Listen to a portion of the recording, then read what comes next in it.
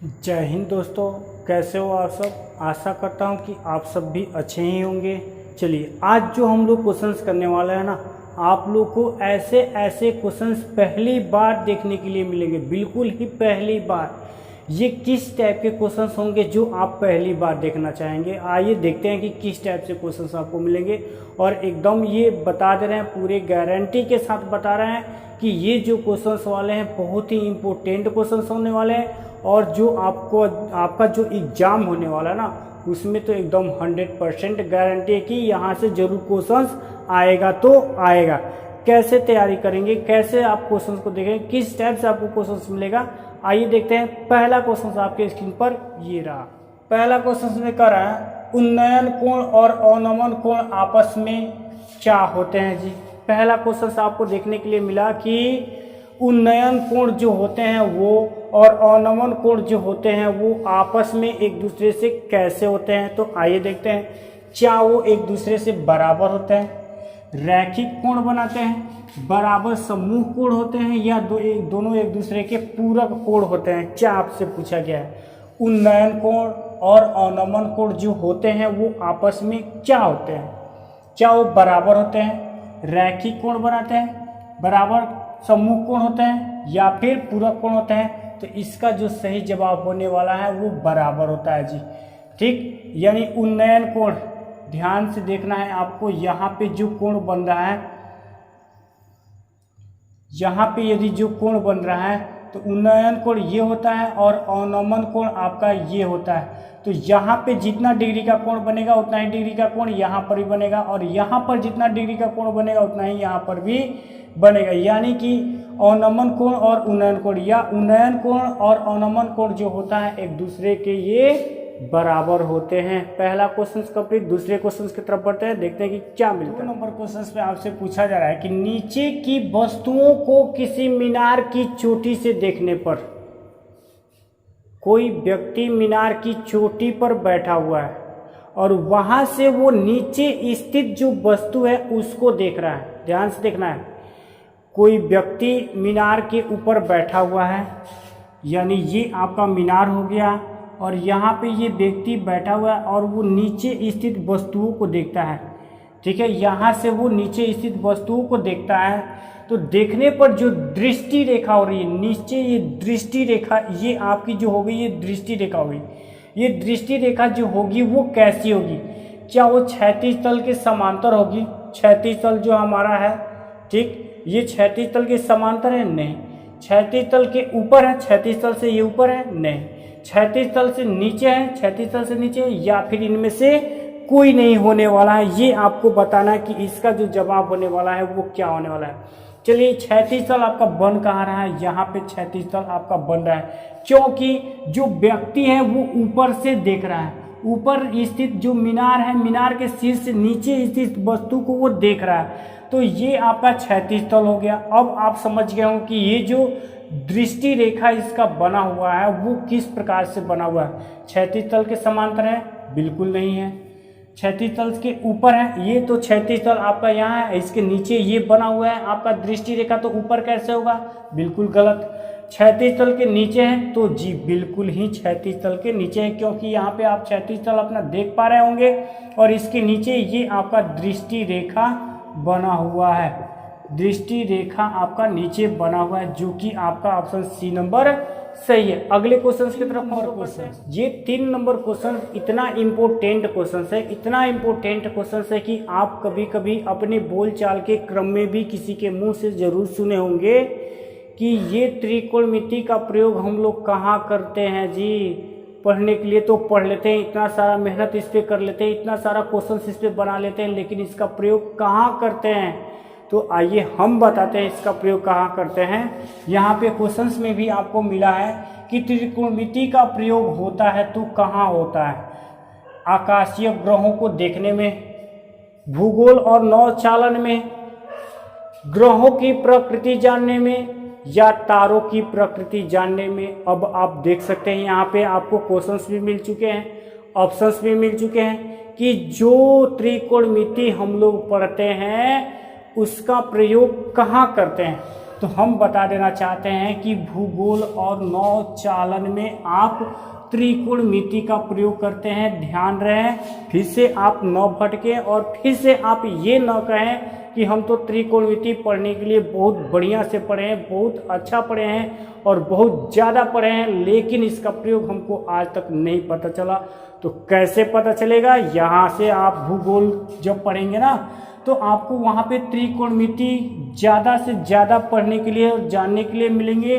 और नौचालन यानी नाव जो चलाया जाता है उसमें आपको इसका उपयोग देखने के लिए जरूर मिलेगा, जो कि आपको ऑप्शन बी में मिला हुआ है। आइए अगले 4 नंबर क्वेश्चन को हम लोग देखते हैं और देखते हैं कि 4 नंबर क्वेश्चन में आपको क्या मिला हुआ है। कह रहा है निम्नांकित में कौन सा यंत्र है जो त्रिकोणमिति के नियमों पर आधारित है?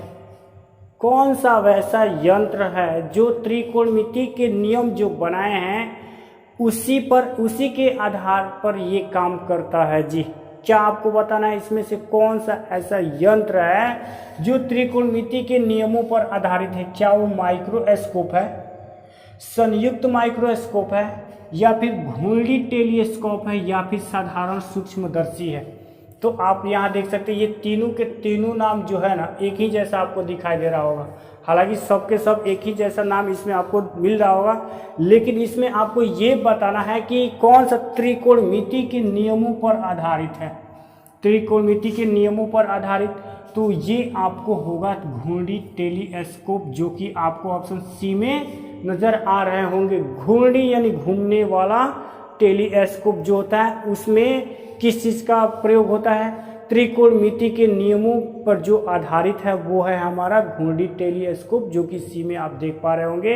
अगले क्वेश्चंस की तरफ हम लोग बढ़ते हैं और देखते हैं कि अगले क्वेश्चंस में आपको 5 नंबर क्वेश्चंस में आपसे क्या बोला गया है। कह रहा है कि उन्नयन कोण कहाँ बनता है? 5वें क्वेश्चंस में आपसे पूछा गया है कि जो उन्नयन कोण है वो कहाँ बनता है? आधार बिंदु पर क्षैतिज रेखा के ऊपर, जो आधार बिंदु है आपका वो क्षैतिज रेखा भी होगा और उस क्षैतिज रेखा से ठीक ऊपर, या फिर आधार रेखा के नीचे आधार रेखा जो होगा, यानी देखिए आप लोग को हम दिखाते हैं आकृति में, ये हो गया आपका एक त्रिभुज, ये क्षैतिज रेखा हो गया और आधार बिंदु आपका यही हो गया। तो आधार बिंदु से ये ऊपर आपको बोला जाएगा क्या यहाँ पे उन्नयन कोण बनता है या फिर यहाँ पे बनता है, यही तो आपको बताना है। या फिर ए और बी दोनों, या फिर डी में आपको मिलेगा कोई नहीं। कहाँ पर बनने वाला है जी? इसका जो जवाब होगा वो कहाँ पर होगा? आधार बिंदु पर क्षैतिज रेखा के ऊपर बनेगा, या फिर आधार रेखा के नीचे बनेगा, या फिर ए और बी दोनों, या फिर कोई नहीं। आधार रेखा तो आपका ये होगा, कंफर्म है। तो नीचे बोलने का मतलब इधर नीचे कहाँ आपका यहाँ पे कोण बन रहा है? कहीं दिखाई दे रहा है? नहीं दिखाई दे रहा है। ठीक, उन्नयन कोण जो होता है आधार रेखा जो होता है ना, क्षैतिज रेखा ठीक उसके ऊपर बनता है, यानी यहाँ पर नहीं, यहाँ पे बनता है। तो आपका जो ऑप्शन सही होगा वो आपका ए नंबर सही होगा। आधार बिंदु पर क्षैतिज रेखा के ऊपर बनता है। क्या बनता है? तो उन्नयन कोण आपका बनता है। कहाँ पे बनता है? यहाँ पे, यानी आधार बिंदु पर क्षैतिज रेखा के ऊपर, जो कि आपको ऑप्शन ए में नजर आ रहा है। अगले क्वेश्चन को हम लोग देखते हैं कि क्या मिलता है। जो 6 नंबर क्वेश्चन है वो 5 नंबर के थोड़ा सा इधर उधर है। कैसे हैं आइए देखते हैं। 5 नंबर क्वेश्चन में आपसे पूछा गया था कि उन्नयन कोण कहाँ बनता है। यहाँ पे आपसे पूछा गया 6 नंबर में कि अवनमन कोण कहाँ बनता है? क्षैतिज रेखा के ऊपर, क्षैतिज रेखा के नीचे, दृष्टि रेखा पर, या फिर कोई नहीं। तो आइए आकृति से इसको समझते हैं। आपको क्या बताना है जी? अवनमन कोण बताना है। तो ये आपका क्षैतिज रेखा हो गया, क्षैतिज रेखा हो गया। अब यहाँ पे जब आपका क्षैतिज रेखा है तो अवनमन कोण यहीं पर ही बनता है, अवनमन कोण यहीं पे बनता है। तो यहाँ पे जो आपका बना है ये क्षैतिज रेखा से नीचे बना है, ऊपर तो नहीं बना है। क्षैतिज रेखा जब आपका ये होगा, क्योंकि अवनमन कोण के लिए क्षैतिज रेखा ऊपर होता है और उन्नयन कोण के लिए क्षैतिज रेखा नीचे होता है, ये भी आपको ध्यान में रखना है। तो ये तो आपका ऊपर बना। आइए 7वां क्वेश्चन को हम लोग देखते हैं। 7वां क्वेश्चन को आप लोग देखेंगे ना, इसको जितना अच्छा से समझेंगे उतना ही ये आपको समझ में आएगा, बिल्कुल समझ में आएगा और ढंग भी आएगा। चलिए देखते हैं। कह रहे मीनार की चोटी को देखने के लिए दर्शक को, मीनार की चोटी है, मीनार तो छोटा होता है नहीं, बड़ा ही होता है, तो जब उसके चोटी को देखना होगा तो अपने सिर को कैसे रखना, क्या ऐसे रखने होगा, क्या ऐसे रखना होगा या फिर नीचे देखना होगा, ये देखना होता है। आइए देखते हैं क्या कह रहा है। मीनार की चोटी को देखने के लिए दर्शक को सिर को नीचे करना पड़ता है, यदि सिर को ऐसे करेंगे तो मीनार की चोटी को देख पाएंगे क्या?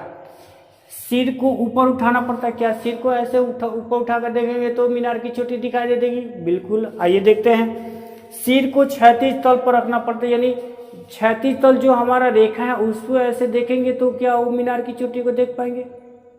मीनार की चोटी को देखना है, यानी जो उसके शीर्ष भाग है उसको देखना है, तो जाहिर सी बात है कि जैसे हम मीनार की चोटी को देखेंगे तो हमारा सिर ऊपर उठेगा ही, ना का सवाल है नहीं, बिल्कुल उठेगा। तो आपको यहाँ पे ऑप्शन बी में जाना होगा।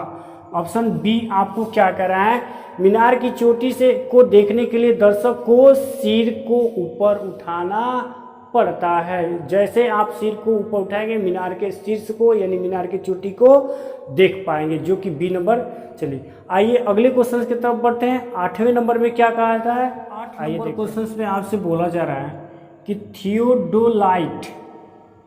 थियोडोलाइट भारतीय सर्वेक्षण के किस संग्रहालय में रखा जाता है? क्या कह रहा है? थियोडोलाइट भारतीय सर्वेक्षण के किस संग्रहालय में रखा जाता है?